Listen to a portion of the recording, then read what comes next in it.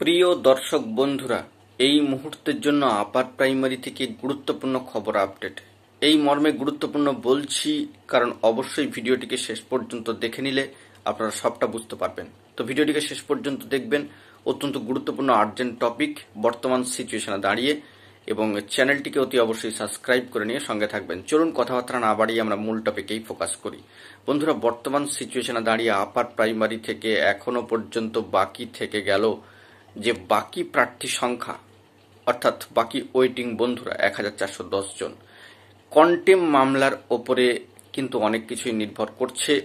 মোড় ঘোরানো কিন্তু পরিস্থিতি তৈরি হতে পারে এই কন্টেম মামলা থেকে। তবে বিগত ডেটে কন্টেম মামলা থেকে কোনো বার্তা উঠে আসলো না, কার্যত আরও অপেক্ষার প্রহর কিন্তু বাড়ল। ব্যাক টু ব্যাক দুটি কন্টেম মামলা পরপর ছিল, তবে অনেকটাই নিচের দিকে। আমরা কিন্তু কার্যত ওই দিন সকালে ভিডিও করে একটা বার্তা দিয়েছিলাম যে অনেকটাই কিন্তু নিচের দিকে রয়েছে যদি শুনানি হয়। বন্ধুরা, এই কথাটা ব্যবহার করেছিলাম, পয়েন্ট টু বি নোটেড, যে যদি শুনানি হয় মোড় কিন্তু ঘুরতে পারে। তবে কার্যত বিগত ডেটটা অতিক্রান্ত হলো, কোনো বার্তা উঠে আসলো না। তবে অপেক্ষা একটু করতেই হচ্ছে।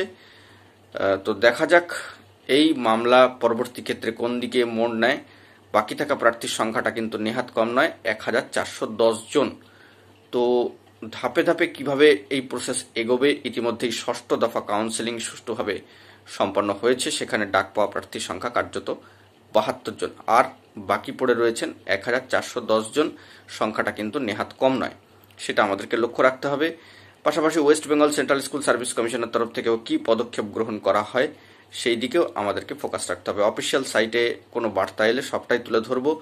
তবে কন্টেম মামলার ক্ষেত্রে গত ডেটে কিন্তু কোনো বার্তা আপাতত উঠে আসলো না।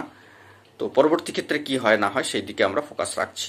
এখন এটুকুই, ভালো থাকবেন, চ্যানেলটিকে সাবস্ক্রাইব করে নিয়ে সঙ্গে থাকবেন জরুরি আপডেটগুলি পাওয়ার জন্য। ধন্যবাদ।